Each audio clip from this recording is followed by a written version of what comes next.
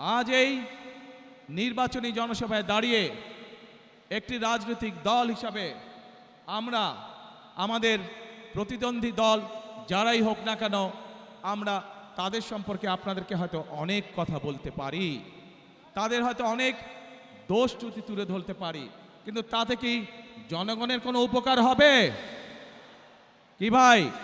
আমরা যদি সমালোচনা করার স্বার্থেই যদি সমালোচনা করে দেশের সাধারণ মানুষের কি তাতে কোনো উপকার হবে? উপকার হবে না। আমরা যদি শুধু সমালোচনা করার অর্থে শুধু সমালোচনাই করি, দেশের মানুষের পেট ভরবে? পেট ভরবে না। প্রিয় ভাই বোনেরা, বিএনপি একমাত্র রাজনৈতিক দল যারা যতবার সরকারে ছিল এই দেশের মানুষের ভাগ্যের পরিবর্তনের জন্য কাজ করেছে তারা, এবং সেই জন্যই আমি 17 বছর পর যেদিন দেশের মাটিতে পা রেখেছিলাম সেদিন আমি সমগ্র বাংলাদেশের মানুষের কাছে একটি কথা বলেছিলাম যে উই হ্যাভ এ প্ল্যান,